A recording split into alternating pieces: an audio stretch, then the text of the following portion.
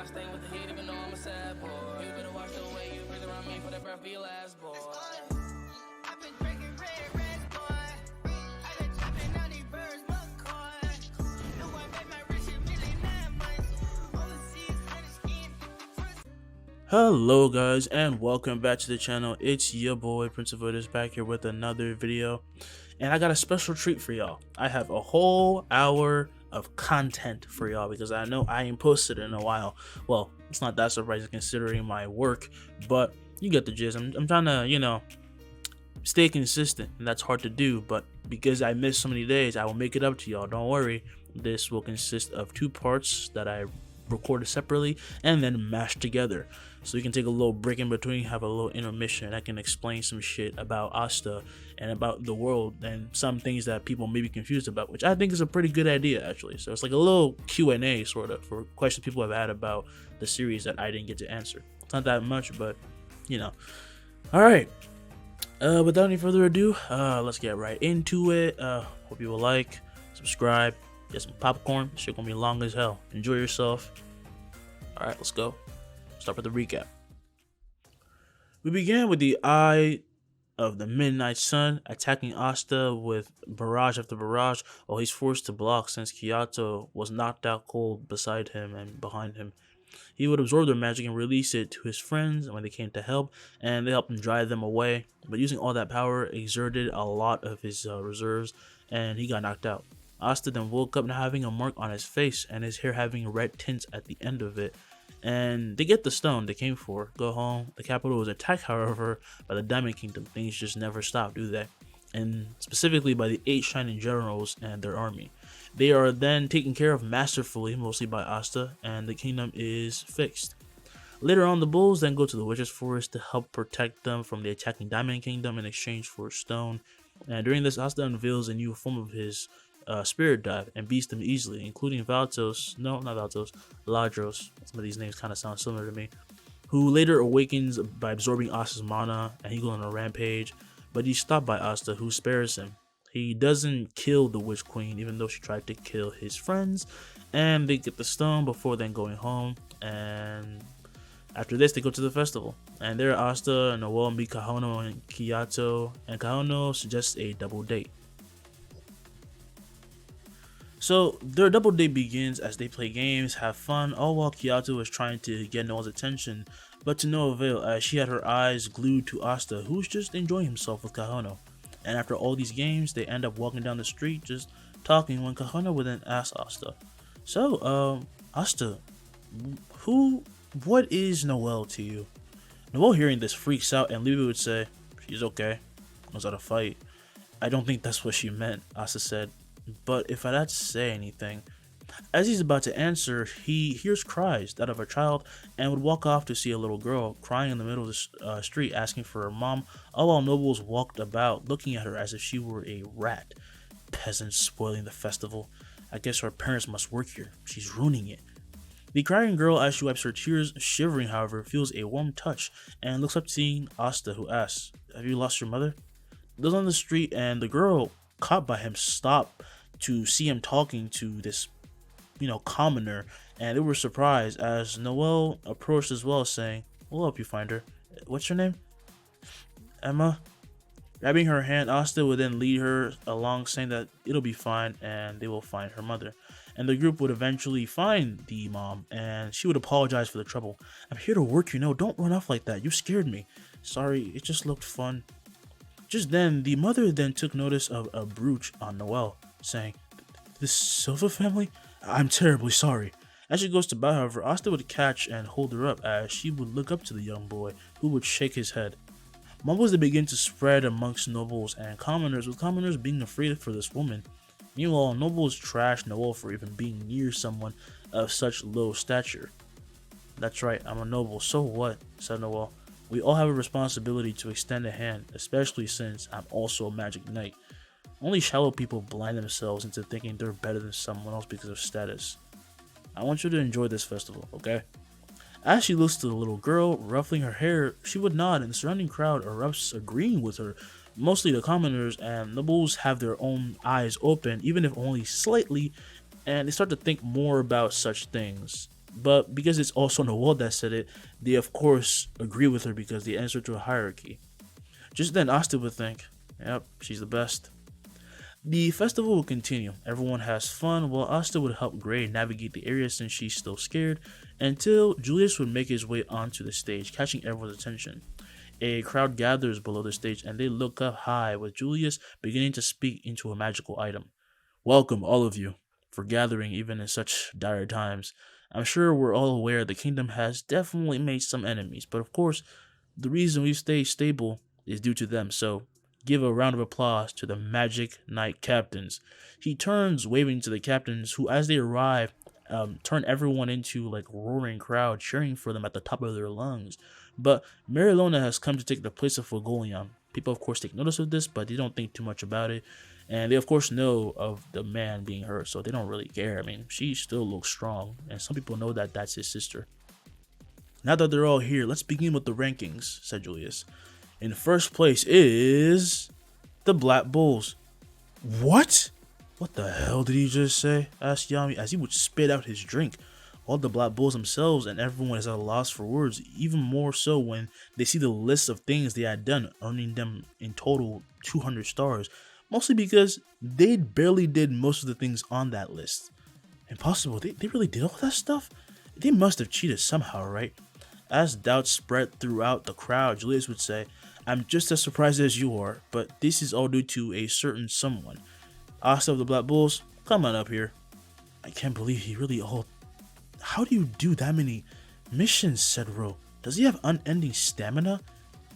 I need to slash that brat right now, said Jack. Grace Senpai, I'll be back, okay, said Asta. Actually, nah, people take notice of these words, asking, who he was. I'm wondering if he was Asta, just as he would then leap above everyone and all those present trail and keep their eyes on him until he lands on the stage, gracefully with Liebe at his side. What was that about being fake? Yells Liebe.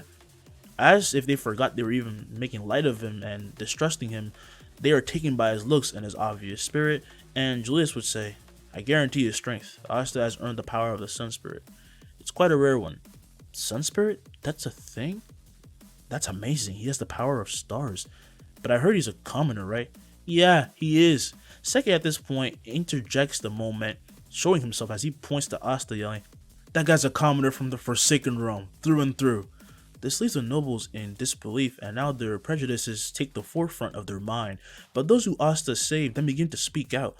That day when their capital was on fire, they said that he was the one who saved them all. Yeah, and he saved my daughter that day. Asta saved my siblings, yells Rebecca. He's not fake. Let's just show them, said Liebe. I'm gonna kill that guy, I swear. Asta at this point would then hold on to the scabbard he has been given and he hadn't used in a while. By the way, I kept confusing scabbard with hilt. So that's my bad, in case some of y'all were confused. Like grabbing onto his hilt. When I was saying those moments like hilt, I meant scabbard. Like the thing that you actually sheath your blade in. So that's on me. I will fix that. Let's continue. So this was the thing that the scabbard that was given to him by Kruger that he hadn't used in a while, but decided to pick back up again because he wanted to use it as a sign of respect. I mean, he felt bad about not using it. And as he unsheathed his blade from it, he says, Sun Spirit Magic. Holding the blade forward, he causes a massive halo to form, and instantly something clicks for all those present because they recognize it. It was him, the guy who saved the entire capital. That's amazing. As this halo grows, it would turn into a dragon, which would come to a swirl around Asta, and Julius smiles, happy they finally believe his strength. Look at that bastard, said Magna, showing off. Yeah, but if anyone deserves to be on that stage, it's him, said Luck. Magna agrees, as do all the bulls, and Julius would make the announcement of the Golden Dawn being in second place, which is so bizarre to hear, to people. And then he introduces with his spirit as the young rookie that has helped a lot. Same the situation as Asta, and Asta takes notice of Belle's change in appearance as the two boys end up on the same stage, showered by applause and hate from their jealous rivals such as Alec Solid. They of course still hold a grudge towards them, but William, for example, has never felt more pride towards someone such as Both of these young men are commoners, but by now I'm sure you realize that our status does not matter, especially not today. We can all rise to one goal by pushing ourselves, so let's keep doing so into a new age. Hearing it from the king himself, who everyone respected, only made it feel more legitimate, breaking their naive and bizarre view of their world. And also, due to the mass amount of crowd bias, they were forced to think differently as well, so thank God for peer pressure. Alright, so while you're all fired up, I'll deliver the next ranking, said Julius. The Silver Eagles are in 3rd place with 95 stars, the Blue Rails are in 4th place with 83 stars, Crimson Lions are in 5th place with 76, the Green Mantis are in 6th place with 69 stars, the Coral Peacocks are in 7th place with 67 stars, the Purple Orcas are in the 8th place with 51 stars, and the Azure Deer are in 9th place with 49. This revelation breaks Real, who would run to and shake Asta back and forth. How did this happen? How? Maybe if you spent less time painting and drawing and did something, you'd be higher, said Jack. Asta, he's being mean to me, said Real.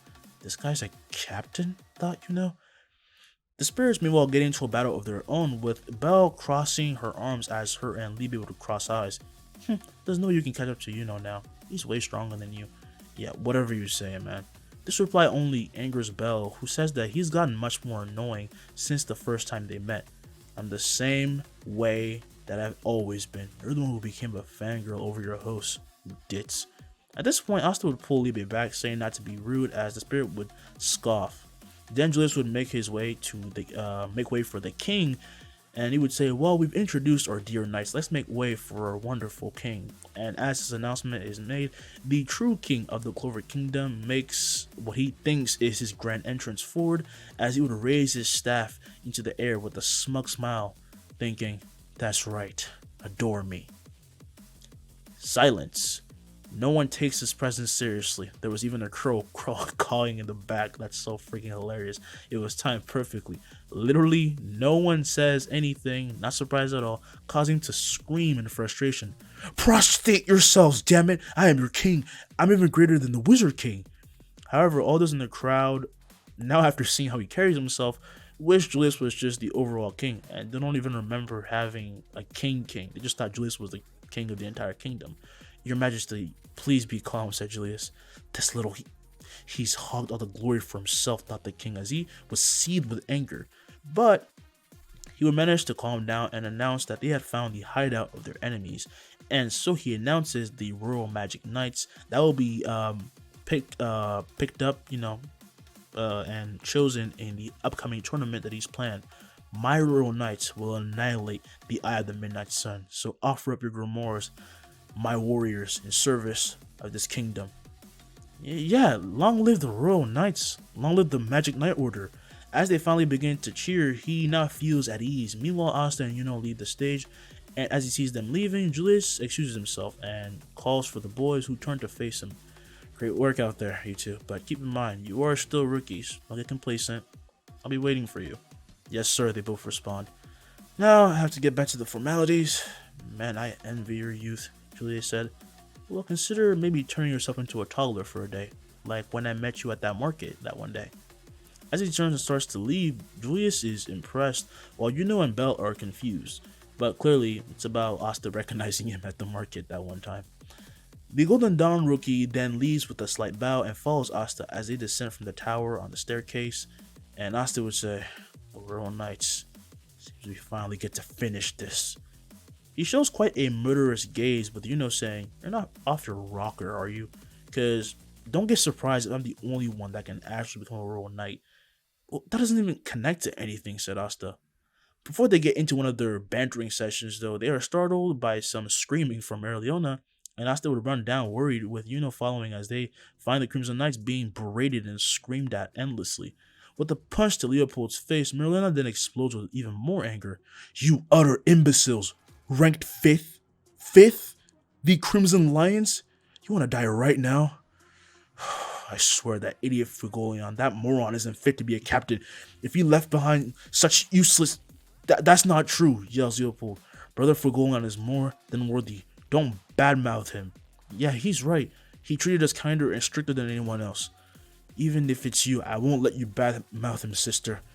Punching him again, however, the Crimson Lion says to prove that he's a good captain, I'm gonna put you to the dirt personally until you feel like you'll want to die.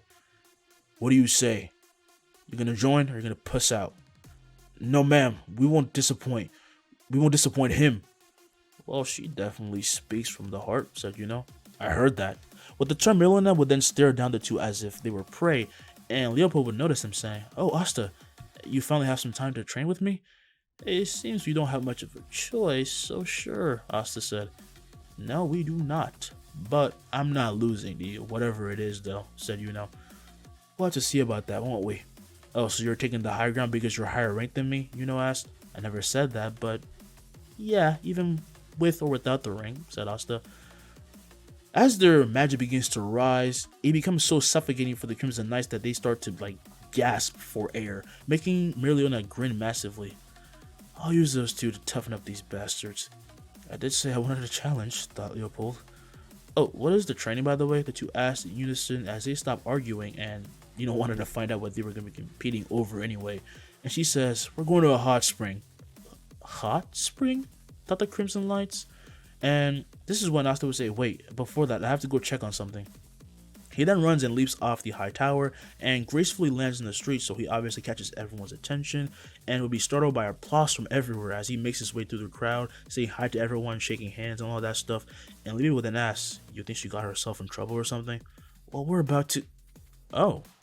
He comes to find that though nervous, Gray is actually enjoying herself being currently fed cotton candy by Marie, who Gauche had picked up for the festival. And this brings a smile to Asta, who now feels content with leaving her here. But just then, Gray notices him and turns to wave hi, as does Marie. You done already? Asks Gauche. Actually, no, I'm being forced to train. Not that I mind, but I'll see you guys at the base, okay? He would then run off as Marie would then say to stay safe, and all Gray can think about is, if Asta didn't promise to stay close, I probably would have stayed at home. Thank you. She watches him run off as we now return to the training plants.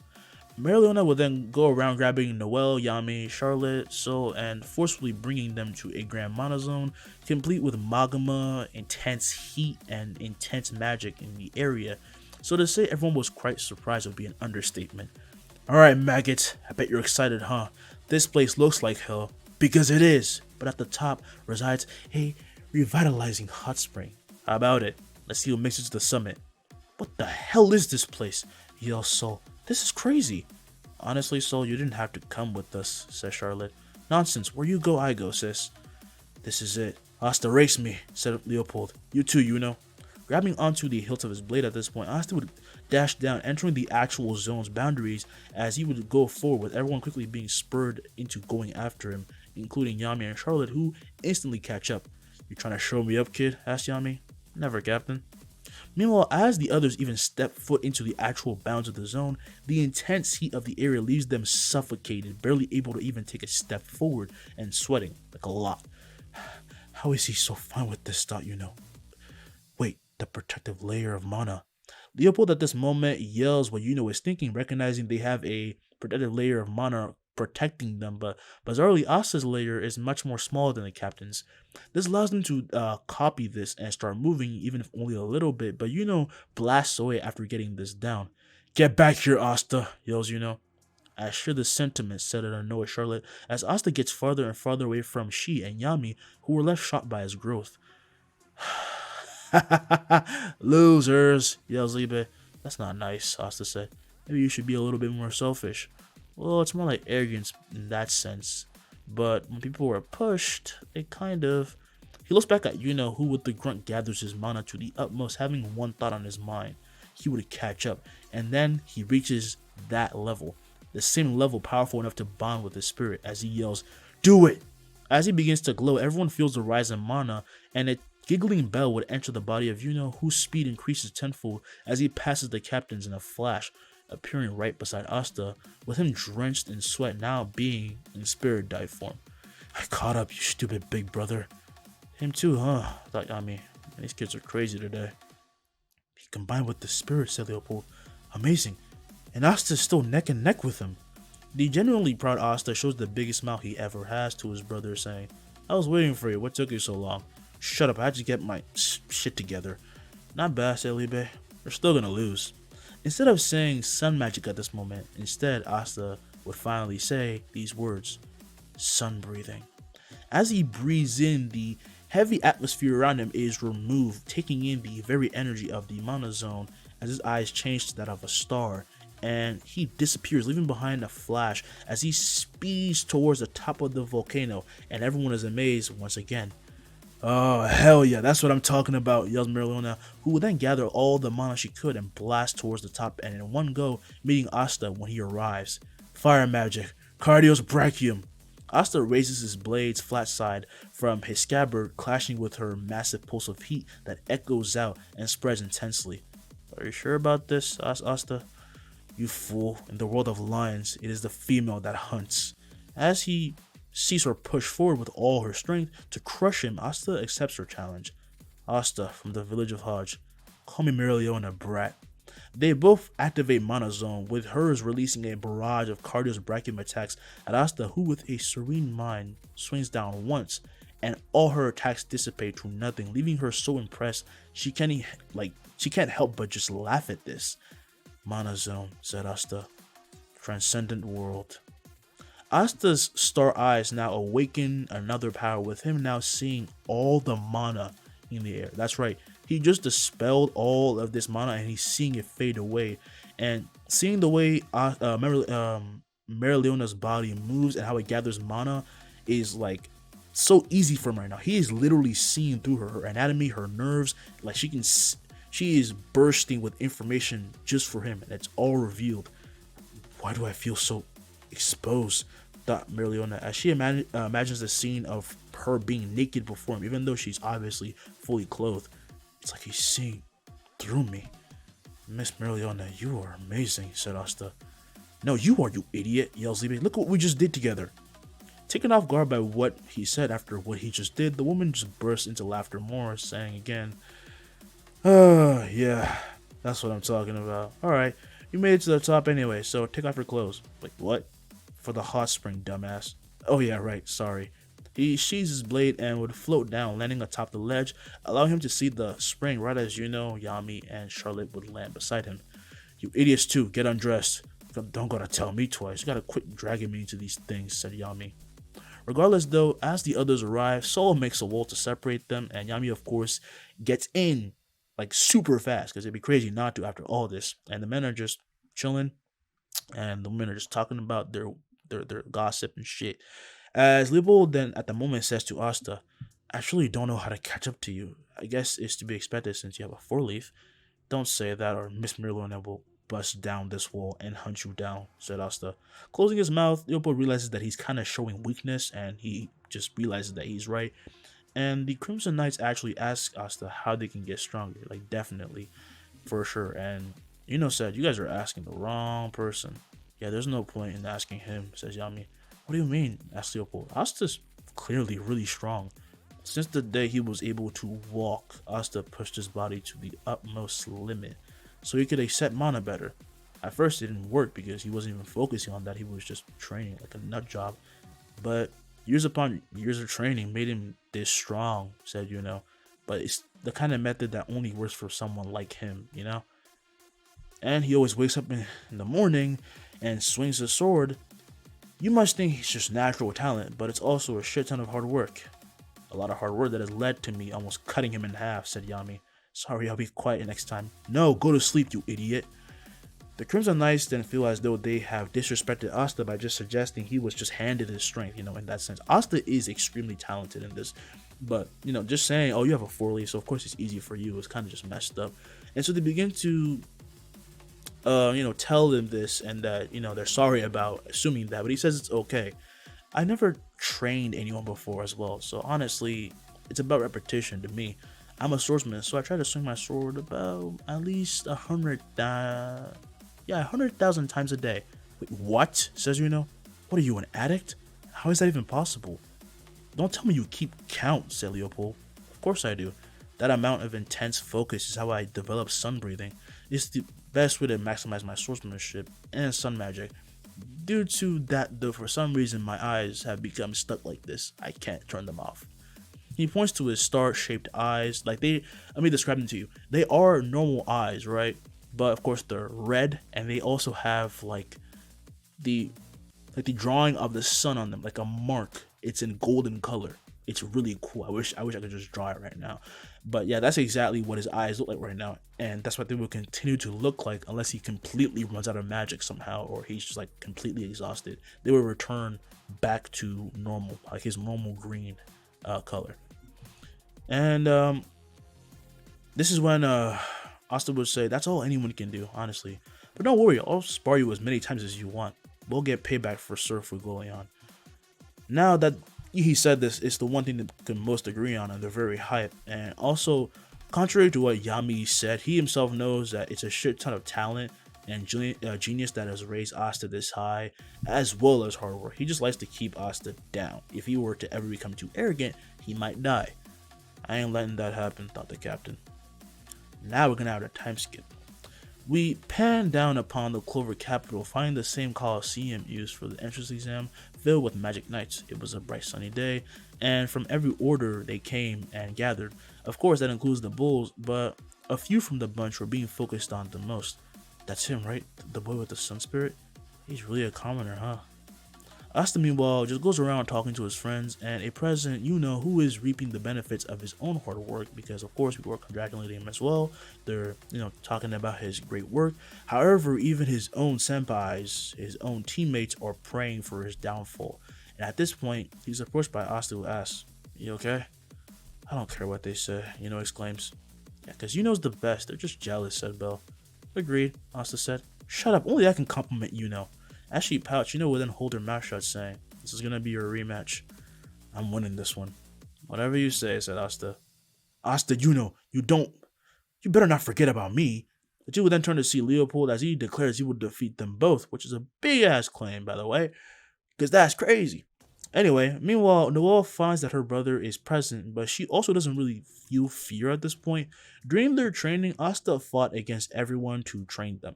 This means you also put the fear of God in them. When you face an Asta trying to train you and has no experience in doing so, he goes a bit overboard.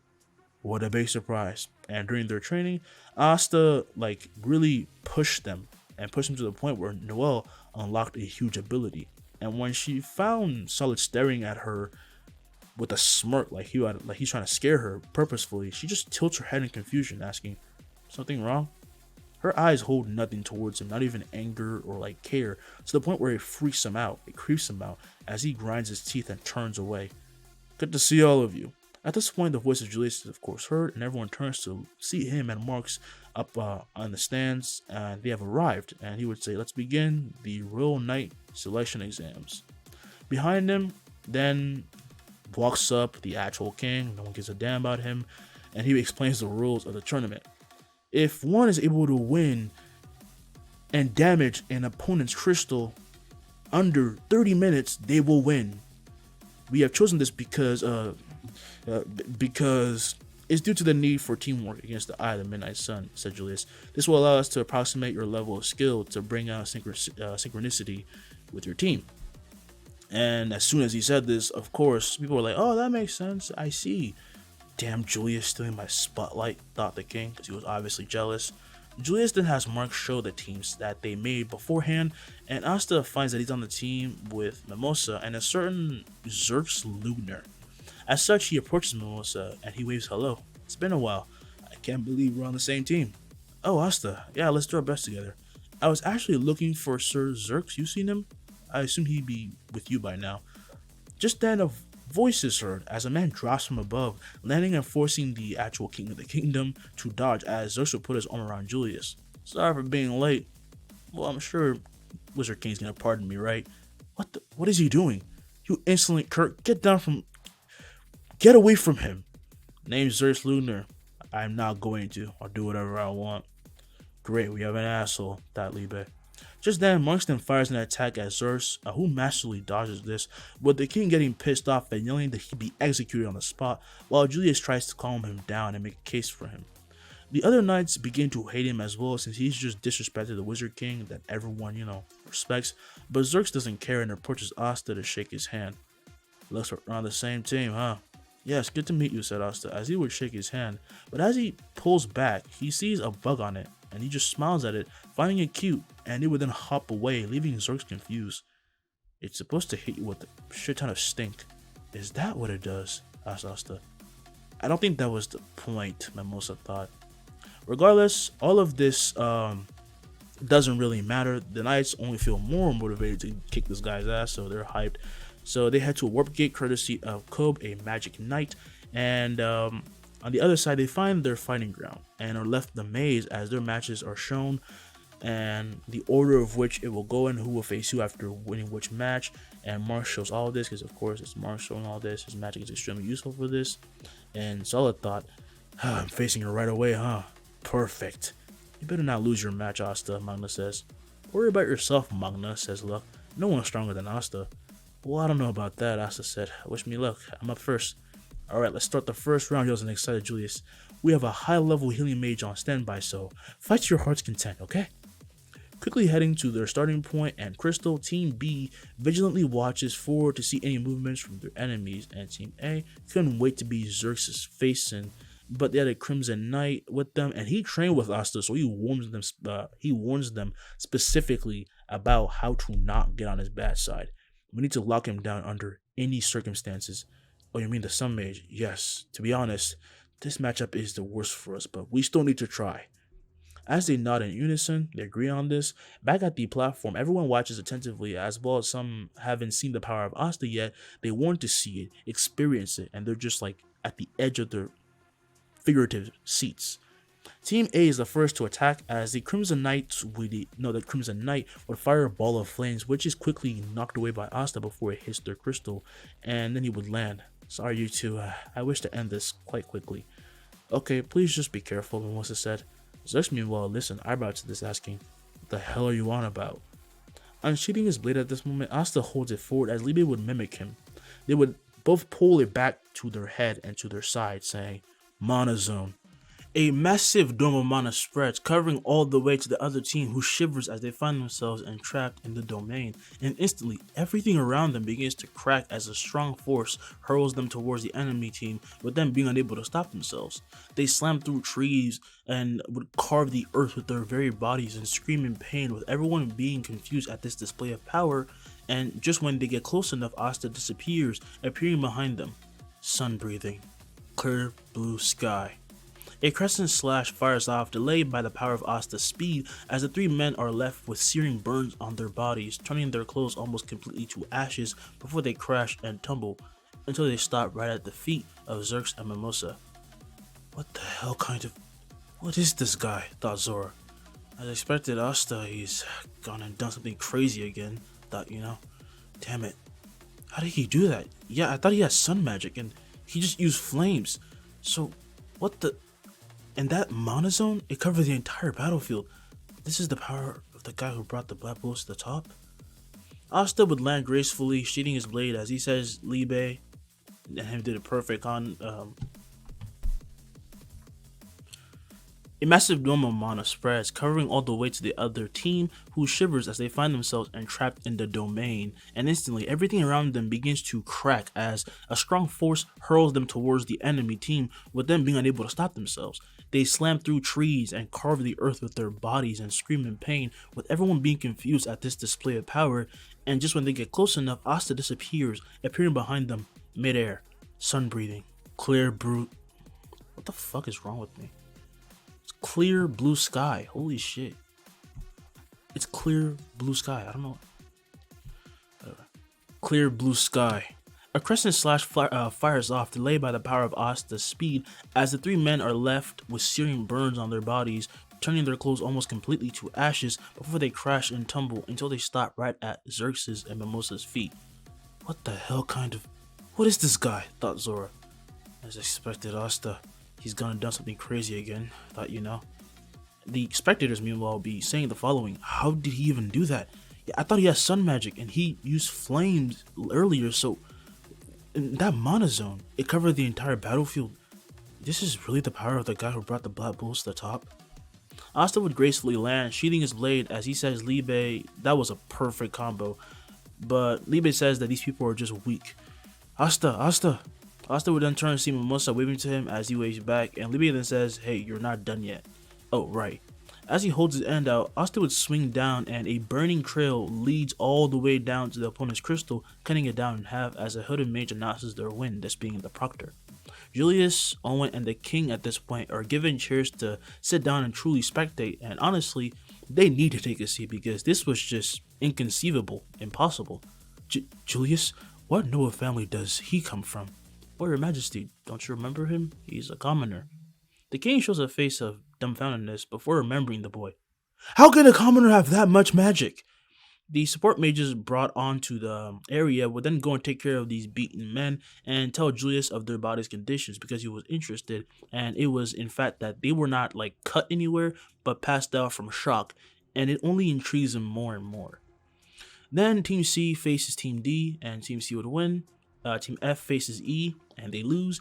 Team G then faced Team H, and Team H actually has language in this, so of course they win. But after they do, in return, the little brother approaches and makes a declaration to Finral.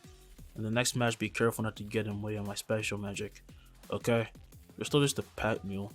All the knights make way, feeling as though this isn't something they should just interfere with, and Langris's bloodlust is apparent. What are you talking about? How can I win if I don't face you head on? Asked Finral. You've really gotten too big for your own britches. In the next match, Rill is then revealed to be present, and his butler is there, having arrived and serving the likes of Asta tea, which he finds delicious. Regardless, Julius lets him participate. He and his team win, and then Lux's team fights and beats their next enemy. And finally, it is Yuno and his team's turn, and he's quite excited. And this is when Asta approaches, asking about that. Is your teammate okay? As he looks and points to Underguard. He seemed to be a very weak man, but he still was like hopeful to win, so Asta was just asking, just in case. And Noelle herself asks him, why are you shaking so much? Oh, sorry, bad habit. That's a habit, she thought. Owen regardless said, is that so? As the voice of Solid is heard, he approaches, saying, it's a surprise the shame of our family is really trying to compare herself to me. I can control my magic, said Noelle. I mean, I can now. Having overbearing siblings doesn't exactly make it easier when they're breathing down your neck at every moment. If you want to fight, let's fight with magic, Solid. This only infuriates her opponent more, and quickly they find themselves on the field. Now, let the 8th match begin, yells a hooded mage. Instantly, Yuno then says, I'm gonna attack, you two support. The hell you are, I'm attacking, said Noelle, and Arnagar would then say, I'll just support then. Just then, however, they feel the mana of 3 and look forward to find the entire team consisting of Alexdora, the Crimson Knight, and Solid combining their magic to allow them to fastly travel across the field with a certain construct. And the brother says, we're ending this right now, Noelle. With a swing blows away their creation as they begin to free fall, with the Crimson Knight landing and firing a giant blast, which is countered by Noelle's lair. So you finally learned a decent spell, yells Solid. Yeah, and you know what else, she yells, as she then gathers that barrier, converging it at the tip of her wand. I learned how to attack. She fires a massive dragon, leaving them shocked at the dense amount of mana, and Alexdora creates a sand shield, but it is crushed as they are chomped and thrashed, getting sent crashing everywhere, as Noelle then turns to Yuno, asking, give me a hand? Sure. As Solid manages to land after, all that crap, he gets up and he finds that he and everyone have been separated, and before him lands Noelle, surrounded by Yuno's wind. Unfortunately, he's right before their team's crystal, and he clicks his tongue. I'm gonna kill you.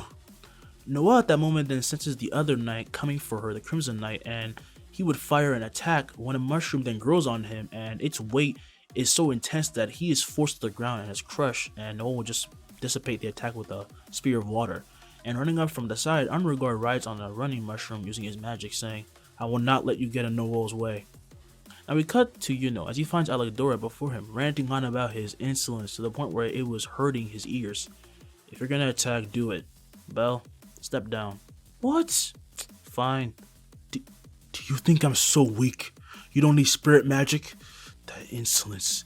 It's the part of you I truly despise. He raises a giant golem greater than anything he's ever conjured, and Noelle does the same, summoning a viper made of water. I am the one who will make Captain Vonjus' dream come true. A little shit like you can never rise above me, yells Solid. Holding her wand forward and towards him, Noelle says the following as Yuno raises his hand as well, and they both get ready to attack. I've been acknowledged by people far greater than you. With these words, she fires an even bigger dragon that snarls, and Yuno swings crescently, demolishing Alexdora's golem from the inside as Noelle fires the sea dragon's roar and sends Solid flying while destroying their crystal with it. Crystal destroyed. Team P wins. He activated a spell inside someone else's? That's impossible. Alidora is just that shocked by this power to the point where it drops him to the floor, and Yuno says, the fact that you don't even have your own dream infuriates me. Hell yeah, let's go, Noel, shot Asta and Magna, and this is when Mimosa, upon seeing this, realizes how much like Magna Asta is becoming. It scares her. Anyway, as the Black Bulls cheer for Noel, she flicks back one of her pigtails, saying she was no longer weak, and Honor Guard came over holding his hand out. Good work. Asta then high-fives him, saying, thanks for the help. The team would then return to the stands, while Solid and Alidora suffer the consequences of their own hubris. While they are taken away, the Crimson Knight is pretty okay, but he's pissed he had to deal with those two, and now he can't even be a real knight because their arrogance took over. Now, as Team P returns, it leaves a sense of awe in the other knights who cannot believe the scale of their abilities. Good job out there, said Asta, and I did it without Bell. Hey, don't brag about that, I want to be included. Doesn't matter, with or without me, you're losing win back. No one's stronger than Asta, says Liebe. Shut up, no one's stronger than Yuno. The two spirits clash, staring each other down as Yuno and Asta sigh, not even trying to stop them anymore. Noel, you were amazing too, said Asta. I could be afraid of facing him when I fought you before. I feel like you're insulting me, said Asta. It wasn't that bad. I feel your pain, said Yuno. What? Luck then burst into laughter, saying this time Asta's the butt of the joke, and Zoro would break this up, saying, would you know, will stop propping up your egos? And you, this next one is mine. He points to himself with Yuno and Asta tilting their heads, saying, we're not nobles. As he looks closely at their shining, beautiful faces, he then sighs, saying, God is dead. Whoa, what the hell was that for? Said Yuno. You really are weird, Asta said. No, I understand him, said Fernal. This world is so unfair. Asta and Yuno would then look at each other and shrug their shoulders, and they just don't know what's going on. They're honestly like oblivious. Moving on, Asta and his team, as well as Magna, head out to the field with an excited Julius shouting, let the next match begin! Getting ready with his blade at his side, Asta would say, sorry, Sir Zerx, considering the mages we're facing, your traps may be destroyed. Sakura magic. Storm of petals. Petals fill the entire battlefield and continue to do so as clones form, taking the form of Kirsch in multiple areas, or spreading out. And as this wave nears them, however, Asta holds his blade forward and Magna instantly grabs his teammates and backs up, getting ready to run. That might have been a mistake. Ganma wipe, yells Asta, as a massive halo forms, violently breaking down and absorbing all of Kirsch's mana, but having an additional effect of pulling in the team as they attempt to stay where they are, but to no avail. Damn it, my traps, says Zora. This is what you were talking about? All those in the stands can feel this immense pull, though it's not strong enough to take their magic or, pull them along with it. Is Asta a hybrid? Asked Marks. I'm really confused, sir. That'd be insane considering how strong his magic already is, Owen says. No, I don't think that's it, said Julius. The power of the sun, much like how gravity affects all of us, what else do you know has a huge gravimetric force? Marsh would take a moment, but then understands as he looks to the massive shining star in the sky, saying, oh god, I wonder what else he can do. This isn't beautiful at all, yells Kirsch, just as Magna will then actually step on a trap of Zora's, and it detonates him as he barely manages to throw the others away, who as they crash instantly get up, it would see Magna blowing away the smoke, now angry as he would feel the pulling force come to a stop, and he sees Asta and his entire team heading over. Mimosa would carry the crystal and then form a giant flower which fires a beam of energy, and creating a massive golem. Soul counters this attack with a punch, and this cancels out both the impacts as Curse then leaps forward, releasing blades made of Sakura that are swung at the team. However, Zora finally gets the chance to use his magic up front as he creates a massive magic circle that would absorb this attack entirely. What? How is that possible? Don't get discouraged, damn it, yells Magna as he fires ball after ball of flames that are sliced and turned to nothing by Asta, who appears swerving from behind him as he slams his senpai's ribs with the blunt side of his blade, sending him flying, just as Zora would yell, eat this, loser! He releases the Sakuras right back at Kirsch, who has to fire an attack to counter his own attack, but finds the spell was amplified and he is blown to shreds, crashing near their crystal. Soul and Mimosa meanwhile are stuck in a back and forth, but Mimosa is taking good care of keeping the crystal safe until Asta jumps in, burning and marked onto Soul's torso as a massive shockwave releases behind her. Her eyes go blank and she would start to fall forward, and she just does to the ground unconscious. Sorry for taking so long, Asta said. Don't apologize. Thank you. The sound of battle then draws them back to the other two as Zora keeps beating down Curse by avoiding him, holding him with traps, and reflecting the attacks back at him. Fight fair, commoner! Where's the fun in that? Flashing past Zora and Curse at this moment, however, Asta uses Burning Bones, Summer Sun. He nears the crystal as he swings upward, curving the blade back to his face violently as he creates a giant tornado of flames that burn the item to nothing in an instant. And Kirsch was left in awe of the scene he saw, saying, "It's beautiful." Team B wins, yells Julius. Oh, sorry, I just couldn't help myself. He looks to the actual proctor who nods, saying he understands his excitement, and Asta would help with the fallen Kirsch. Sir Zerx, I appreciate if you simply focused on our goal of destroying the crystals. You seem to have a grudge towards nobles? Staring him down, Zora, with his hands in his pockets, and starts to walk off.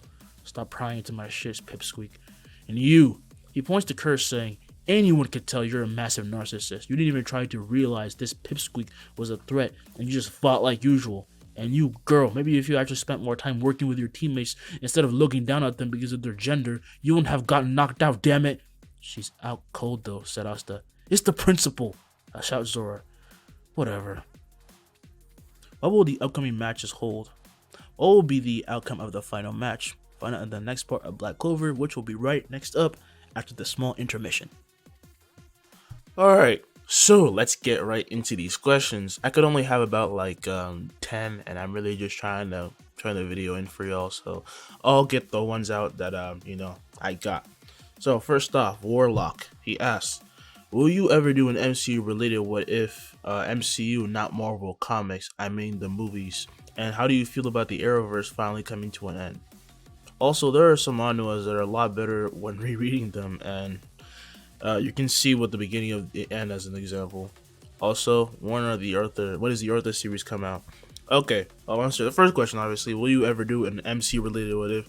I tried to do it before. It's not like it's a bad thing, but it's really hard to focus on all the plot points that happen behind the scenes to make the story feel like the actual world, you know? Like, it's not as simple as that. I would have loved to do that shit though, because having an OP character and like an anime like pop into the world or make it a character so OP that nothing matters and it's still fun and I can still like have like good character builds and all that shit, change people's destinies, make Hulk actually badass, that would be sick. But yeah, I don't know, we'll see, we'll have to see. My life is a pretty big mess right now. How do I feel about the Arrowverse coming to an end? They screwed over Grant Gustin, I'm gonna tell you that. This man carried that show, bro. Him and Cavanaugh and basically all the actors that were actually good at their job, they were screwed over. Like, it's amazing how much a show can go downhill just from horrible writers, and yet just me seeing Grant Gustin's smiling face just makes everything all better. Like, that last run, it made me so like happy. I don't even know why, but this man has like, he has that charisma. That's how you can tell he was meant to be the Flash. If I think of the Flash now, I just think of Grant Gustin. Whether or not the CW was bad, whenever you think of the Flash, you think of Barry Allen from CW. I don't really know how to feel about it. And I know you mean Arrowverse as in everyone, but I don't give a damn about Supergirl. That show has been ass, but as another example, they also screwed over that character because Supergirl is nothing like Clark Kent, but they made her just a copy of Clark Kent, female version. It pisses me off. The Arrow, hey, do their thing. What's it called? I started watching Legends of Tomorrow again. It's kind of sad that they didn't get a proper ending, apparently. That's what I heard, but, you know, it is what it is, man. Let's hope that the CW improves. And if they do, well, that'll be a miracle. Now about the manhwa thing. Dude, my entire life is manhwa. In case y'all don't know, if you've read a manhwa before, I probably finished it or caught up past you. Like, that's the one thing I read more than manga. Like, I am obsessed with them. So I know there are better manhwas, but I'm not gonna make them what ifs because people just don't know them enough. Like, they're not as popular. You have to keep in mind that when you make these suggestions, you have to also think about the views on the channel. If it doesn't benefit the channel, I'm not gonna do it.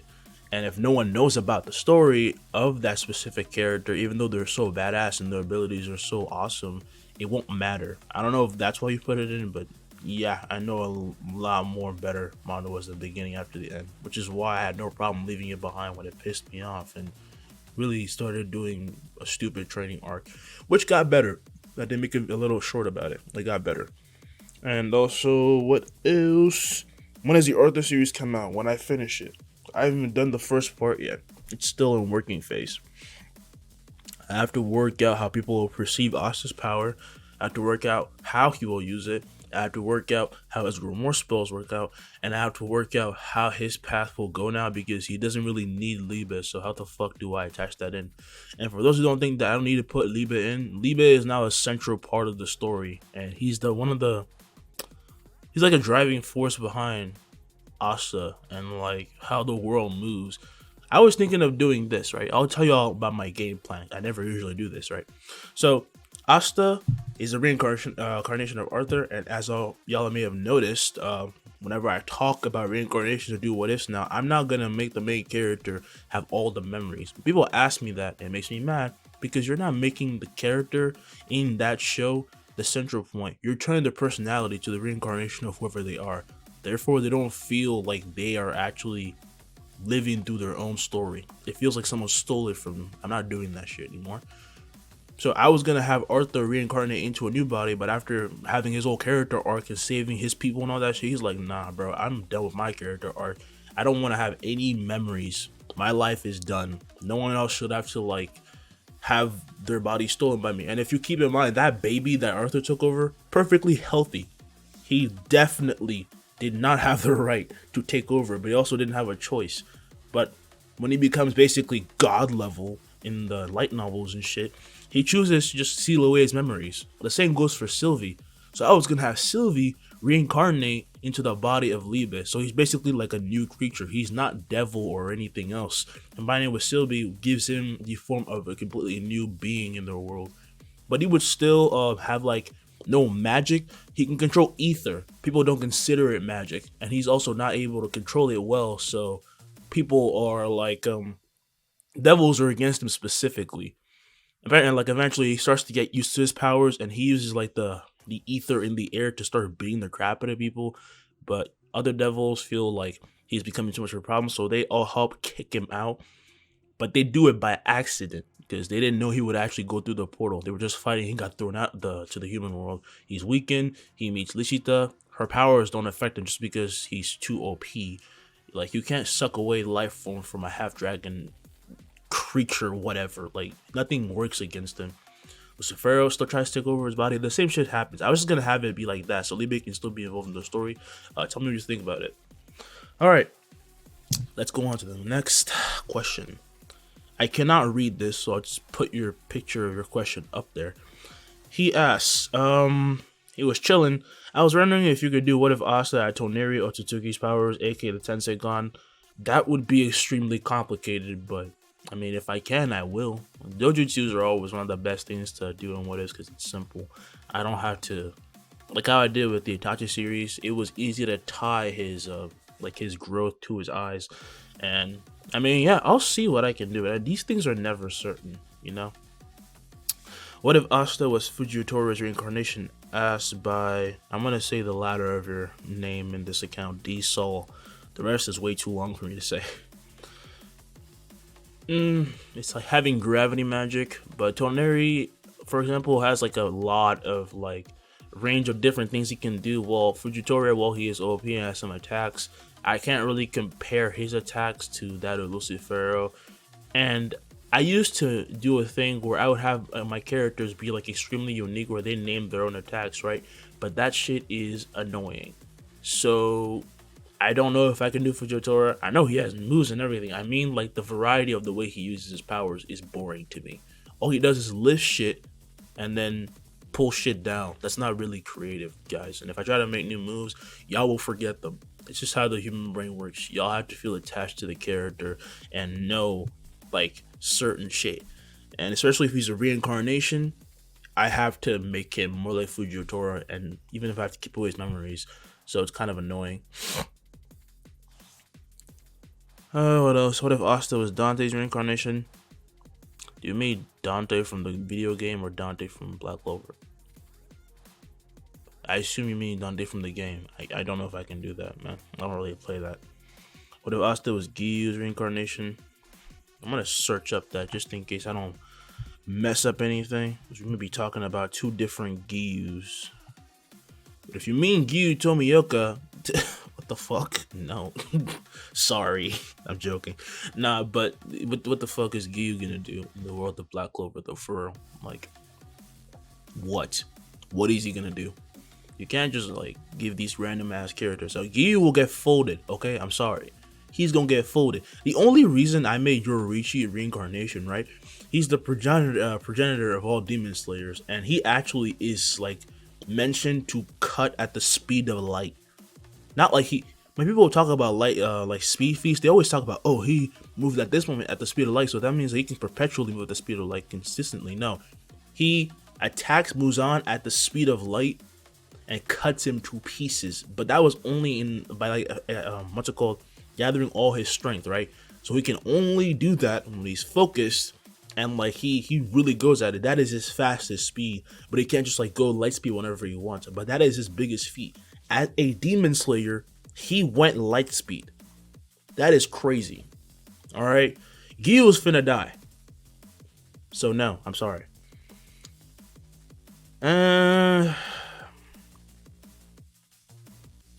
This is the last comment. I have a feeling you might be a troll, bro. I'm not gonna lie to you.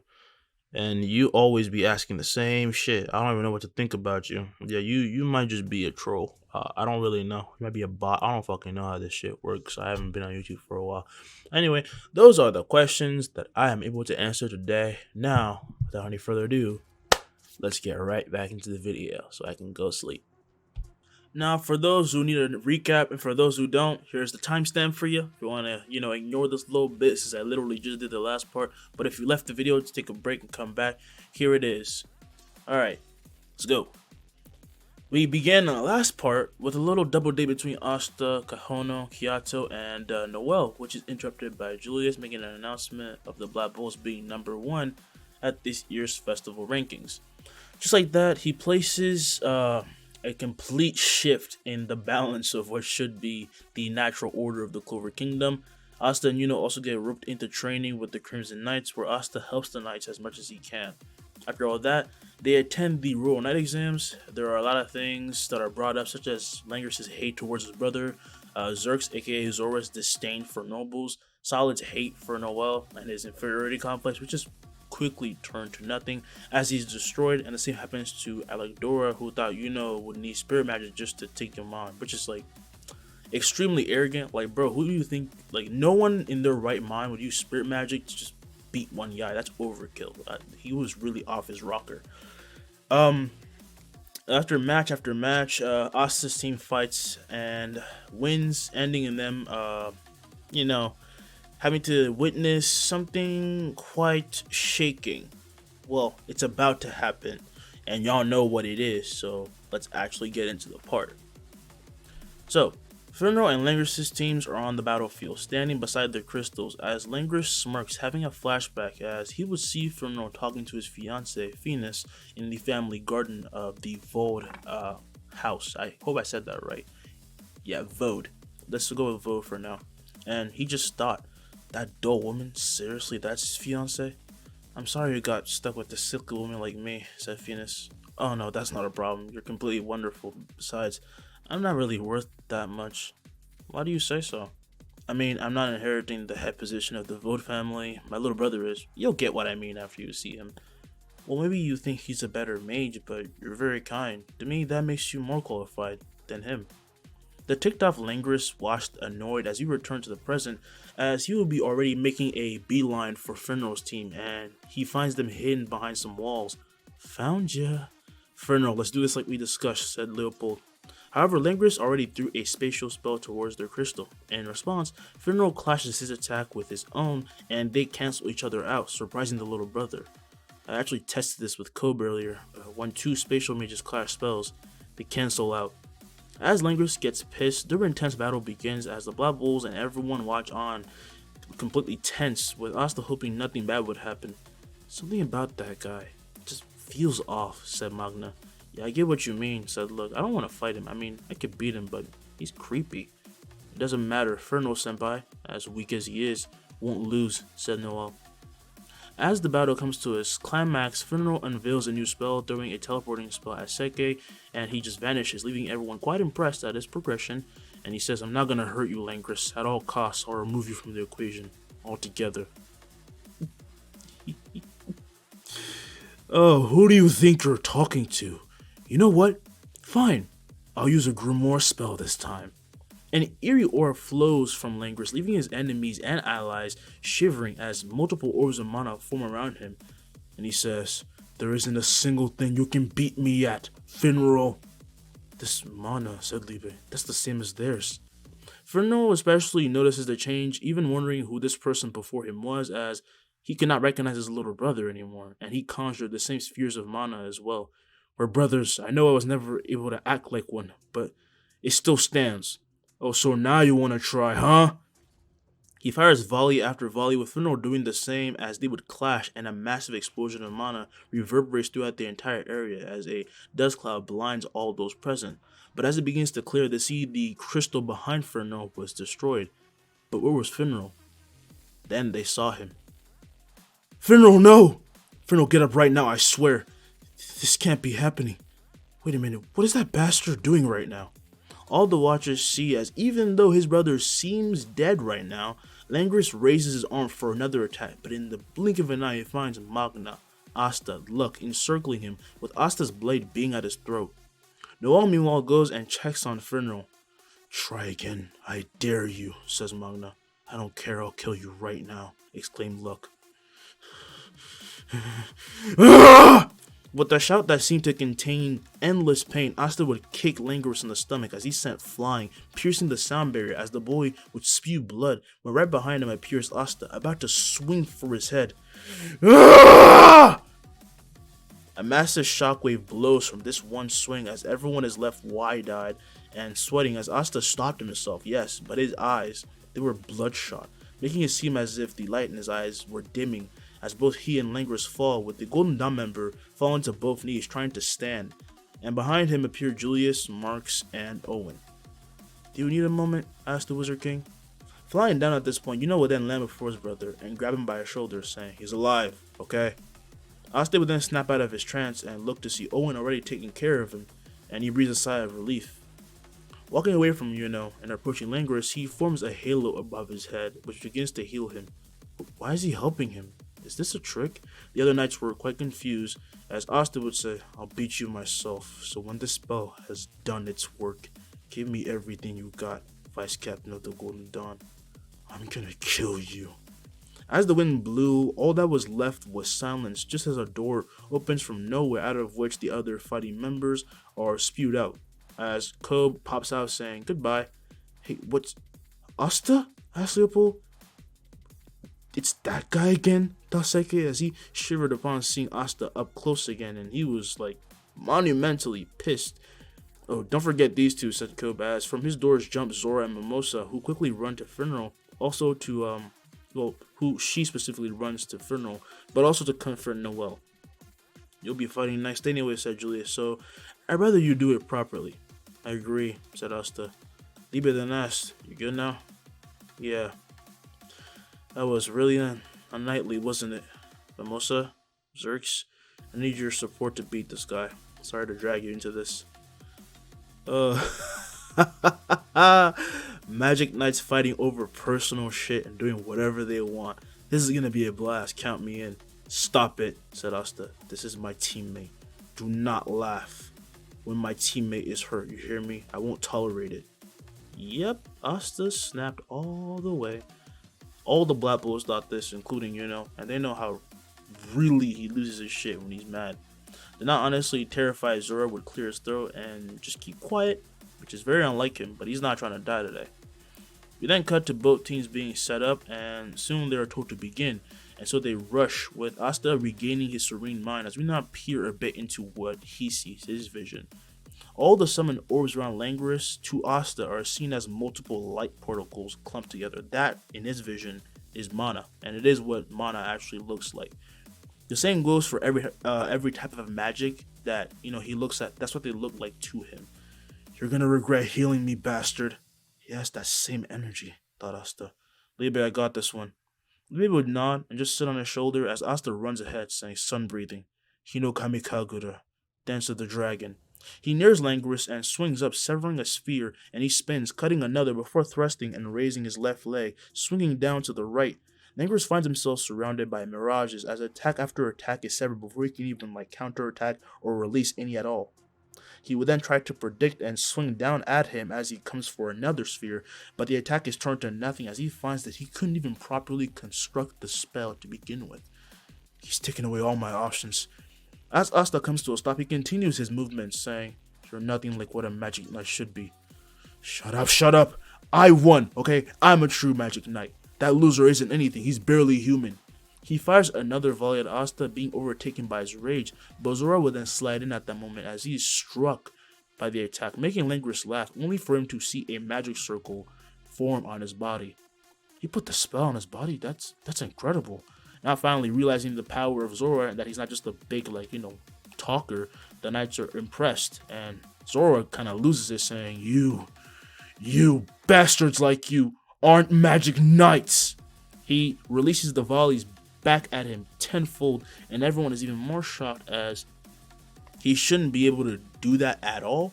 It's space magic, so that shows how powerful he is, and Langris moves out of the way as he's targeted before then having to launch back attacks of the same level, but he cancels them out obviously, and they're just amazed, and Klaus recognizes that their vice captain's power has grown even more than it was before, and they were amplified, so that's insane. Zora at that moment falls to his knees exhausted, and Asta would step up, thanking him for parrying the attacks. Cutting each one of those strains my eyes. That was amazing. I don't need Just shut up, alright?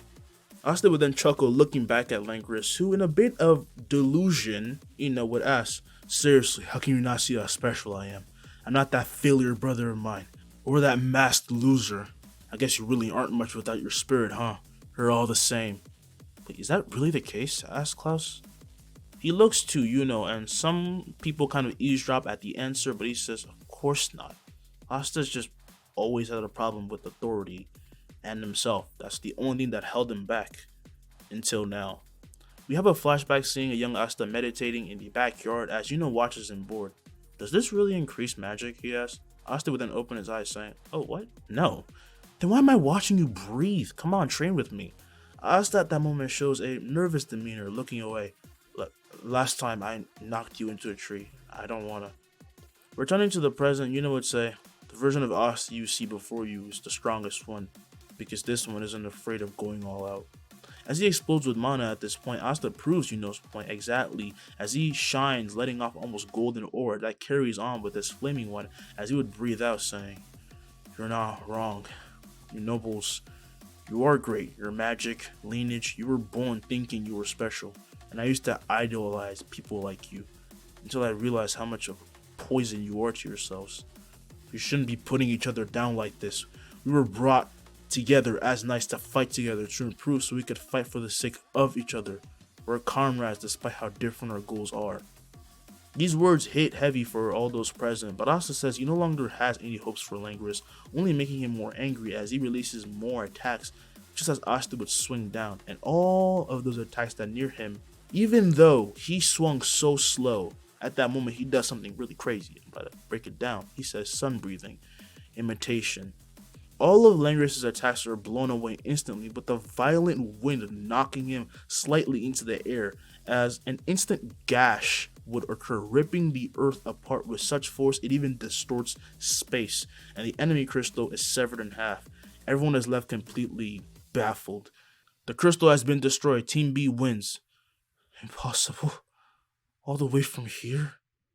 As this thought fills Langris' mind, there wasn't even any applause, as if they were in a trance. All the knights, whether seen as horrible by perception of other knights or people that hated each other to begin with before they even got in this thing, they begin to gather on Asta, who sheathes his blade oblivious to this.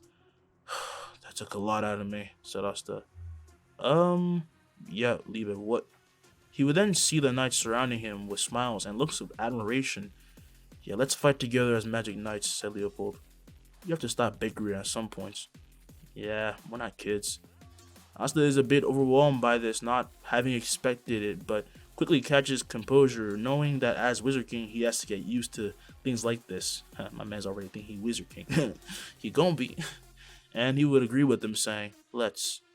Julius from afar watches as Asta is told by those people who now consider him a fellow knight, regardless of their status, that they could not help but be like inspired by his words, and he himself could not just help but smile. Even then, King was speechless in his chair, just quiet for the first time, having nothing to say. When someone gives a speech like that and then backs it up with overwhelming fucking strength, you should just shut up. That's all. That was quite the speech, said Mars. He's really trying to steal my job. Let's see how Yuno responds. He turns, seeing Yuno, who is still in the stands, frustrated yet happy for his rival. Next up, Luck's team then faced Reels and unfortunately lost, and then Asta's team faced Reels' team, won, showing he surpasses even a captain, and he didn't even try that hard. He didn't use Spirit Dive, by the way.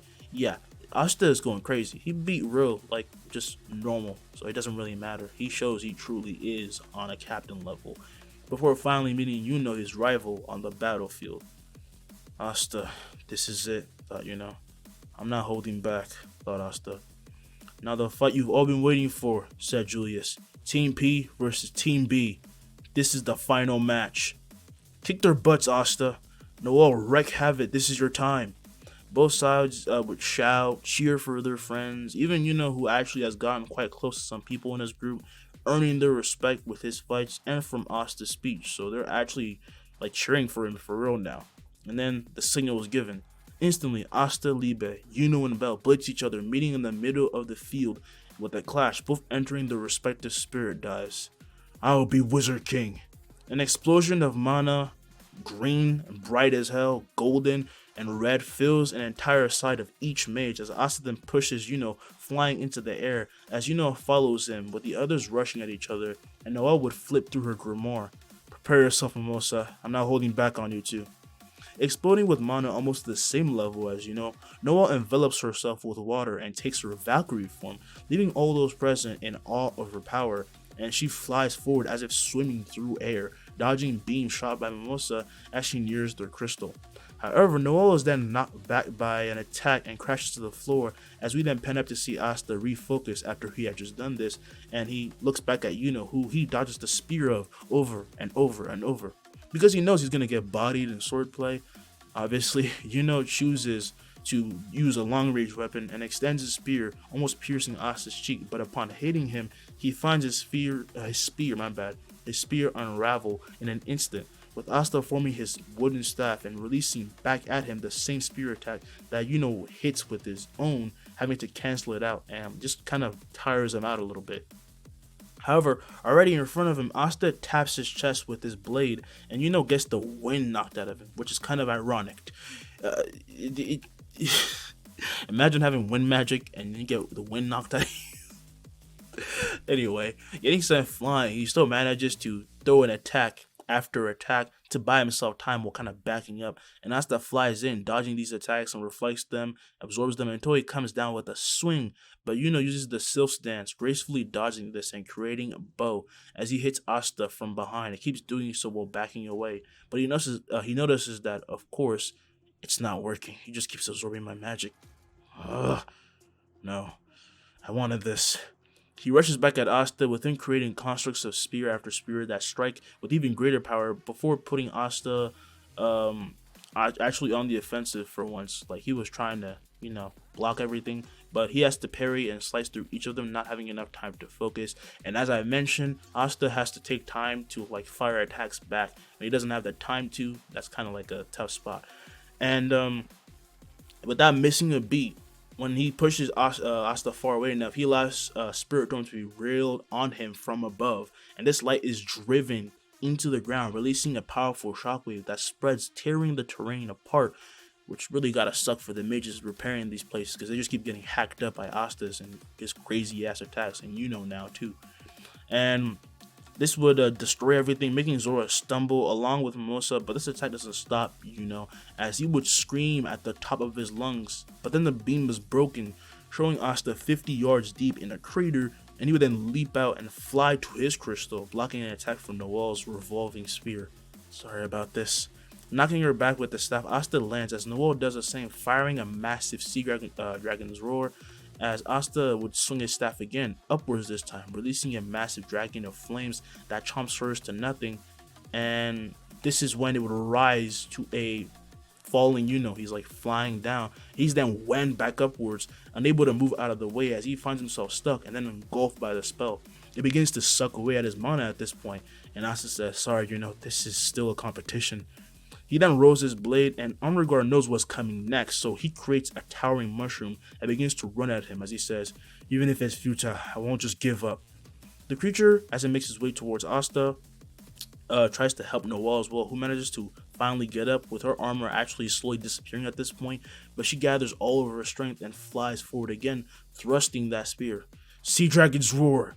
Bursting through the dragon, would blast down at this point, using all his power as he crashes and flies into his crystal's direction, and he would pass the towering mushroom as Asta swings down.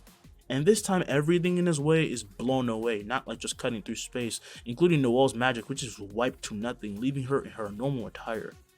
This wave of power then cleaves the mushroom in half and reaches the crystal as would arrive there as well, and he powers and releases a massive spirit storm, clashing with the slash as it nears them. I'm sorry, said Onregard. No worries. At least we'll go down fighting. As he resists, however, this slash is meant to cut dimensions, very much like Yami's, so it cuts through everything Asta wants and cleaves this attack to nothing, and then rips apart the crystal behind them. And as they turn back to see it fall in two, the crystal is destroyed. Team B wins. As she falls, Noelle is then caught by Asta, who exits his spirit dive, saying, that was amazing. It looks even better this time. You idiot, you're too close. Take the compliment, damn it, says Libe. Shut up. You guys get along so great. No, we don't. As they both say this, falling to the floor at this point, would exit spirit dive as well, and Belle apologizes for not being able to do more. Don't sweat it, it's Asta. This much isn't really surprising. I wanted him to be serious, and now he is. But we'll beat him together. With the nod, Belle is now reinvigorated, and this tournament is over. And everyone goes home with Fernand being fixed up as well. But as soon as he returns home, Asta, like he has been told to do, spends hours in the backyard of the base swinging his blade over and over. However, this time he did so differently by having Libe pressure him with his own mana, giving him a suffocating feeling. Asta is currently swinging with the weight of 10 times Earth's gravity restricting him, because now I've revealed he can use the same abilities as our normal sun in that he can control a huge amount of gravity around himself. He doesn't use gravity outwardly. It only affects himself as its center point. So he can't just create a distortion in space or make a singularity like Dante can, in case any of y'all were gonna ask. Yeah, I have to keep him from being too OP now. But he does strike every swing perfectly, as perfect as he can, and he gathers his breath and swings again and again. And Libby would ask, you want me to go higher? Yes. Holding his hand forward, the spirit will release more pressure as Asta's feet would dig into the ground at this point, but he grinds his teeth using all his strength to stay standing, and he gathers up his breath and raises a sword. He swings down and he feels indescribable pain from all of his muscles. Oi, brat! Libe's pressure then releases as they both look up to see Merleona leap over their base, wildly free-falling towards the two until she crashes, releasing a massive shockwave. Oh, what are you doing here, Miss Merleona? What's going on? I came to take you, since you clearly passed. Running out from the back at this moment, the bulls make their way out, and Yami would yell, oh, it's you. Everyone evacuate the base, a monster is here. Right then, he is then grabbed by a fireball that would pull him in, with Merleona saying to shut up. Take this, you. Just shut up, you liquor.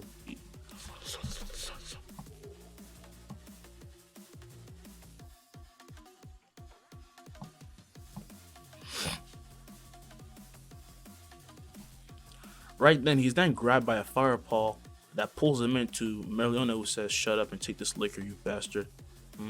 Tempting offer. Is it poisonous or something? It's a thank you gift for visiting my idiot brother. Well, if someone like you thinks it's fit for consumption, I'm good. Alright then, I'll just kill you. Whoa, let's just go, right? Alright? Asked Asta. Why does everyone around us act so insane? Thought Liebe. Go where? Asked Magna. She would then grab a hold of Noel and Luck, saying that they passed, but as Magna asked if he did, she said he didn't, which makes his glasses crack as he's left pissed. Seriously? Come on! Don't worry, Magna, I'll beat up a lot of people for you, said Luck. Just don't die, you idiot. The same goes for all of you. As they all nod, Merlina would then start heading off, dropping Yami, as you know, she's let her anger pass. When is she not angry? Anyway, they make their way to the castle. There they are given new garments filled with enchantments, and Asta's he's a bit different. He uses like a sword, so he needs more room, not just like a robe. He can't fight well that way. He also needed a little extra something for his scabbard, so they give him that. They then gather before Merliona, who says, "Listen up, I'm Merliona Vermilion. I've been appointed captain of the Royal Knights. If you're here, it means you're made of something special, something interesting, I guess, so until we destroy those midnight bastards, your lives will be entrusted to me." Just then, however, she is distracted by a noise, which she realizes is the announcement of someone new arriving, and she would fire a blast of flames to the skies, but it is received by a falling Zora, who reflects it back at her, and he would land. But pulling back her fist, the lioness blows his reflected attack to nothing. "I'll let your tardiness slide this time, but next time you're dead, kid." Yeah. Looking forward to working with you crazy bastards." "Wait a minute, is that a Black Bull robe?" asked Noel. "Duh, idiots, I am a Black Bull." "What?" Captain Yami really needs to let us know about this stuff, like way earlier on. "Who gave you idiots permission to speak, huh?" shouts Merliona. As they get tight-lipped, Zora simply joins the ranks, and she would introduce Nozel as well, who will be her second in charge of sorts. Siren or Siren and Kobe are at the epicenter of how they're going to get to the Gravito Belt, so they have the transportation down and how to get in and infiltrate. Zora is given a rope, and he clears up that his name is actually Zora, not Zerx, because he hates that motherfucker. He actually beat up the person named Zerx for almost making an old woman cry, so he deserves that.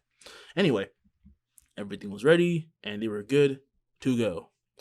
As they are teleported to the Gravito Belt Grand Mana Zone, they split up into teams as Merliona grabs Zora and Asta and dashes off. Their goal is the one great source of mana in the middle of this massive labyrinth, and bursting in with explosive magic, some of the knights would encounter and save kidnapped Cloris citizens, and they make their way through the long halls and tunnels. Merliona's team encounters on the way 3 hooded mages as they prepare to attack, but her contained rage explodes as she fills the halls with flames. "Your leader's head is mine," she shouts, and all she can think about at this moment is wanting revenge for her little brother, even if she won't admit it to other people. And the same goes for Nozel, as, well, Fagolian is still his rival. Now, as they make their way forward, it leaves Asta and Zora with nothing to do. Not that they mind, but when she starts stomping on someone's head aggressively, even though they were out cold, they realize this was personal. "Hey, Pipsqueak, how's that spatial mage?" "Huh? Oh, Fenrir Senpai's better than ever. Thanks for asking. You really do care, don't you?" "Shut up." This is when they start to near an end of the tunnel, but they see a silhouette of someone right at the end. The person's grimoire would then glow as a massive dark cloak slash is released, which is met by Merliona as she punches and burns it to nothing. Asta would then run and leap over her as he disappears, appearing right behind Raya, who just manages to block his attack with a light shield, which is then promptly shattered. Asta would land on a floating rock and like a block. I guess that's how the dungeon is made up. There's like floating rocks everywhere. If you've seen the anime, I don't need to describe this to you. It's just how the place is. So he launches himself back at the elf. Well, not right now, but you get the point. He launches himself back at the elf, who, with a spin, fires a giant dragon. And Asta would realize, "Yeah, your magic. I took it," thought Raya. Libya then informs, however, at this point, saying, "That's pathetic, man." As he mimics Asta's movements, the boy's magic mark would glow as he uses the 8th form Sunflower Thrust, ripping through his attack and absorbing everything, as he would then slightly and just barely touch Raya at the chest with the tip of his blade. He tries to back away, but this one touch was enough for his body to be marked by the sun as he's burnt with his nerves being attacked. His eyes go blank, and Merliona from behind sends him flying with the flaming Cardios Brachion kick, and he would dent the walls. "The hell are you doing, kid? He's my fight." "Shut the hell up. God, you're loud," said Libe. "Oh, you really want to die, don't you, Spirit? Try it, you crazy bitch." Ready to throw down, it's clear the two don't get along, but while they're arguing, however, Zora jumps in front of them, forming a circle and absorbing a massive spear of water, which he then spews back at Raya, who leaps out of the hole, and he begins to jump around, covering himself with light while healing himself. Would you focus for a moment? Asked Zora. Well, it seems if you want to finish this faster, we'll have to split up. We're not exactly in sync, Asta said. You're right, I might kill her if I stay for one more second here, Libe says. You're not going anywhere, yells Raya. He explodes and covers the entire area with a massive bright light, but unflinchingly, Asta keeps his eyes open, with his mark and eyes reacting to the mana in the air. He and Libe will then swing to the left, and an invisible Raya is now exposed, having his arm cut off completely. Asta then pulls back his blade as all the light is absorbed into it, and Merleona will then expand her mana zone, with Asta grabbing Zora and running off. We need to run. She doesn't care if we're here or not. She's gonna attack us if we're in the way, said Asta. Man, that woman is insane, thought Libe and Zora. Like, seriously, what is wrong with you? But we all love how crazy Merleona is. I mean, just make sure that you never meet someone like that in real life. So, using Cardio's Brachium, Barrage, and from all sides, she would hit the elf with attack after attack.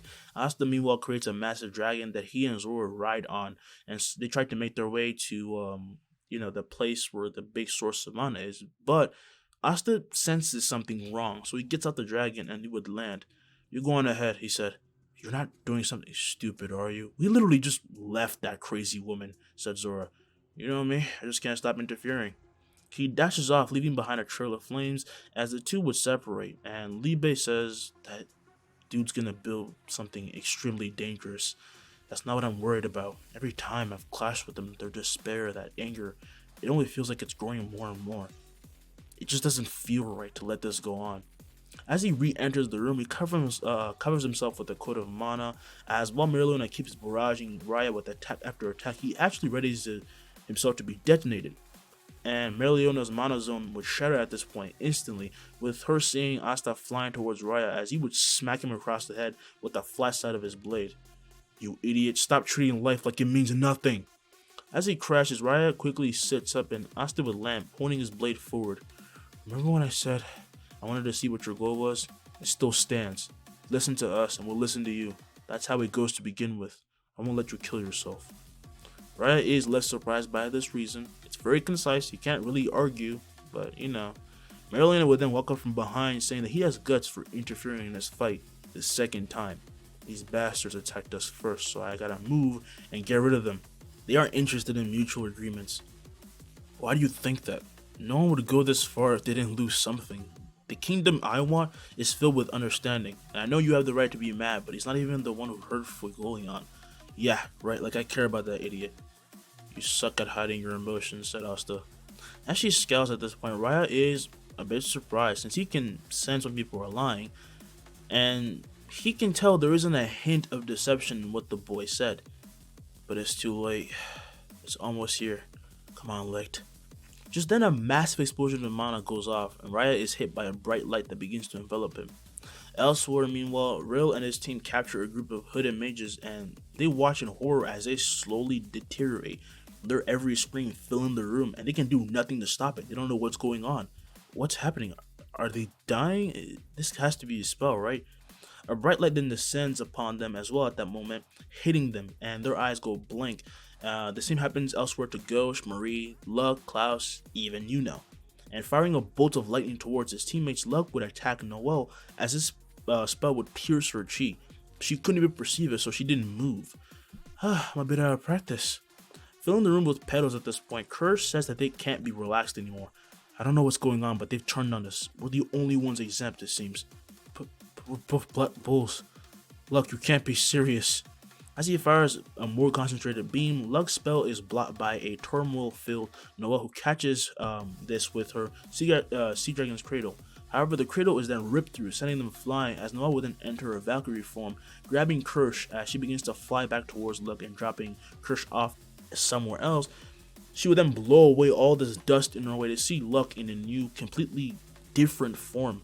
You're a noble, aren't you? Asked the elf. Right now I'm your friend. Give him back. Give Luck back right now. Raya would manage to stand again, healing himself again, as the amount of power coming off of him is truly immense this time. Maybe it's because I'm such a good liar, but I can tell when others are doing the same. It's a shame, kid. You actually moved me a bit. But now, we're on the same level.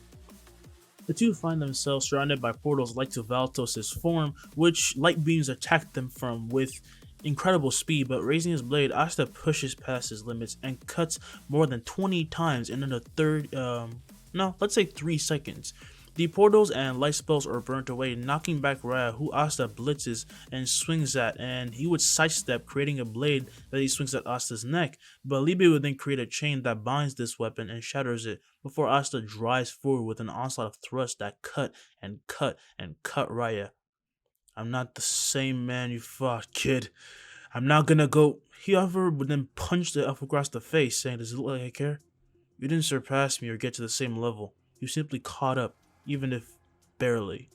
Raya is then sent crashing into a wall, but he instantly fires back as they start a back and forth, leaving Marilyn to just spectate. I'm not needed here anymore, am I? At this point, kicking Raya into a block, the elf shatters it as he's about to crash into a wall when something would then burst through that very same wall, that being a giant, serpent-like creature. Other heads would then follow, looking the exact same as this, with Asta landing as he and Mereoleona would see Rill atop one of these monsters, now holding Raya, and he would ask, "Did he do this to you?" "Captain Rill?" said Asta. "Don't tell me." "Who's Rill? My name's Lyra." As he lets down Raya, he mentions Asta is by far the most troublesome person here. "I'm Asta from the Black Bulls. You asked me to be your friend. Don't tell me you don't remember." "What?" "Huh. I don't have any human friends." With these words, his four-headed monsters fire attacks of their own attribute. Asta would use Gamma Wipe to absorb all of them as Mereoleona would then protect herself and leap back, but Asta charges forward as Raya falls and flies towards him, creating a dark blade and swinging at Asta, who clashes with the dark slash and burns through it, and he would then swing down, searing a massive burn into the elf's body. "Raya, no!" Losing Lyra's moment of distraction, Asta would create footholds of mana and rip through the monsters, each encircling Lyra as he does so to keep him panicked, and the elf is also pissed that he cannot track his movements. So in order to keep himself safe, he creates a harpy that grabs his arms and is about to fly him off, but Asta reaches him as the monster he once stood on is then burned to nothing, and the boy leaps off of it, appearing behind him, and the harpy is split in half, with Lyra's eyes going completely blank. "Leave my friend's body right now. You've gone too far." "He's gotten stronger again, hasn't he?" thought Mereoleona. As Asta lands, Lyra thuds to the floor behind him, and Libby would then say there are more signatures like his all around. "More of them are coming this way." "Then get out of here," said Mereoleona. "They're already on their way, aren't they?" Asta's eyes can see clearly through the walls that these signatures are heading for them specifically because of this fight. So he looks to the lioness, saying, "Don't die. We never did get to finish our fight. Just get out of here." As she faces where the other elves are coming from, Libe will then hold his hands towards her as a halo forms not above her but around her as she explodes with more mana than before, restoring her back to full, complete form. "Don't be reckless. This is the power Asta took from those bastards." Mereoleona would feel pumped, saying she's gonna cause a massacre, and Libe with the nervous sweat would think, "She's completely out of it. She's not even listening to me, is she? Come on, let's go," said Asta, and he starts running off to catch up back to Zora, who is currently doing his best to deflect the attacks of Klaus and Haman, and he creates a massive trap spell, and he covers and envelops he and Mimosa with ash, restricting their detection and vision, so they try to run away and get away from them, but they barely leap forward, avoiding a lance of steel. "They're not responding," says Zora. "Whatever the hell fell from the kingdom, it spread far as hell." "It's no use," said Klaus. "You will fall here. Save yourself the trouble and abandon the royal, so you can have an easier death." "You're kidding me? I have standards, you idiots. Besides, he's on the way." As he says this, the elves are confused but start to shake instinctively as they look to the right, and through a tunnel would arrive Asta. "Asta!" said Klaus as he then holds his own mouth shut, and his elven brethren looks at him confused, asking, "What's wrong with you?" "I don't know. My body reacted instinctively. This human must be someone important to this human." As he lands, Asta asks if Zora and Mimosa are okay before noticing Yuno, and his blood boils. He starts a slow march towards him as Klaus goes to fire a spell, but Asta speed blitzes him and grabs his arm as he twists his wrist, sending him flying into the ceiling, which he crashes into, and the other elf is blown away by Libe. Asta would then reach Yuno. You idiot. Wake the hell up! God, what the hell? Shut up. That's so loud. As he would hold his ears in pain, Yuno regains consciousness, allowing Belle to reform, and she would hug his face, saying that she was so worried because for a moment their connection was a little bit cut off. Mimosa would then let out a sigh of relief, with Zora walking over, asking, what about those two? They're done. This reincarnation spell is taking a bit of time, but I'm starting to understand how it works. As they talk, however, they're left unaware of the man floating in that giant sphere above them, and he's regaining feeling and control. Seeing his comrades thrown around like ragdolls awakening something in the true Licht, who would reach his hand forward. He floats forward and makes his way out, grabbing the attention of everyone because his mana is not completely filling the entire room. He instantly appears at ground floor, and everyone gets on guard. When a grimoire would then fly from the ground, hidden in plain sight. It was old and grimy, but began to shine as the grime is washed away to show a beautiful four-leaf clover, out of which he rips out a golden blade. Belle, Liebe, right. The two spirits would plunge into their users, who explode with mana as they unveil their spirit dive forms. Wind spirit dive, spirit of Zephyr, sun spirit dive, spirit of Eos. We're gonna take you down. As they both shout this, they blitz the elf, driving him to the ceiling as he parries their attacks along the way using his blade. He would then pull in the elf. Asta would pull in the elf using his gravitational field and swing down, but finds that for the first time his attack was completely blocked. But from behind him, Yuno fires a spirit storm, only for the elf to pull out another blade, absorbing this attack with ease, and he then spins, knocking Asta back and swinging back at Yuno his own blast. Yuno would dodge this and land down, holding his arm out as a spirit storm would blast at the elf from behind him, surprising him, but he still manages to absorb it. When he then finds Yuno encircling him, trailing behind wind, which takes the form of a cocoon that entraps the elf in a cocoon of wind. Liable Tempest. As he utters the name of this spell, Zora thought, the mana in the air is just bending to the rule like crazy. That better not reach me over here. Then Asta rushes back at the elf leader, knocking him into the air with his staff as he would crash through the ceiling, with Asta chasing after him and appearing behind him as he rises and he says sun breathing. He uses a sunflower thrust and ripples spread through space itself, riddling Licht with holes as he coughs up blood and is sent back down where Yuno is flying upwards. Spirit Storm. A massive beam rises as Licht turns and he's enveloped, causing an explosion after he's hit, and Yuno stops his ascent, wondering if he got him. But that attack is once again absorbed, even if only a little bit later. Yuno, let's combine our mana zones. As Yuno nods, he doesn't even know if this is possible, but trusts his brother as they expand their spirit mana zones, and surprisingly, they do merge as they both shout compound magic. Towering Kagetsuchi. A tornado encircles Licht as the flames of the sun mix with this, towering wind, and he looks around holding up his blade to absorb it, but he finds that he can no longer do anything, and instantly he is pierced by flaming wind halberds before a massive explosion would occur, bombarding him from all sides. Down below, from the smoke, however, Asta and Yuno fly out and they enter back into the gravito belt, grabbing Zora and Mimosa before escaping and landing in the forest. They would then quickly exit their spirit dives, with Yuno falling to his ass, completely catching his breath and just tired as hell. But he would ask Asta, "Don't you ever get tired?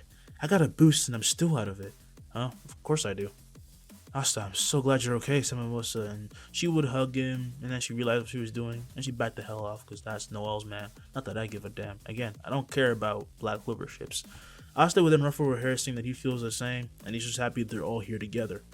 And then ruffling from the leaves and the bushes is then heard. They turn to see Unregard arrive with Nozel, and one of his mushrooms are carrying Leona, and Asta quickly rushes to her and starts healing her.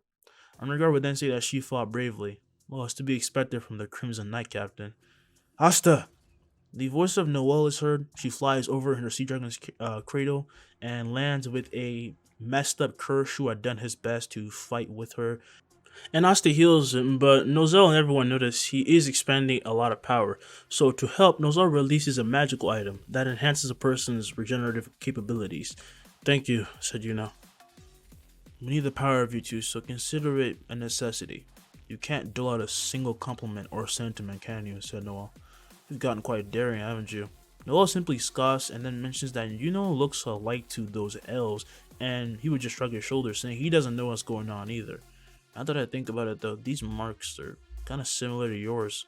He looks to Asta, who has taken his seat and is meditating, reabsorbing the mana in the air, saying, "That's not our top priority right now. We don't have any news about the capital."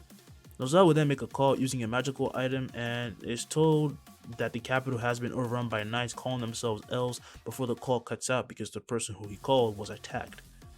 Our own friends are destroying everything and they don't even have any control, said Mimosa. "But you're magic knights. We will do what we will have to," said Nozel. "Even if it means killing them." "Not necessarily," said Asta. As he stood, he said, "I figured out a spell that could cancel the reincarnation.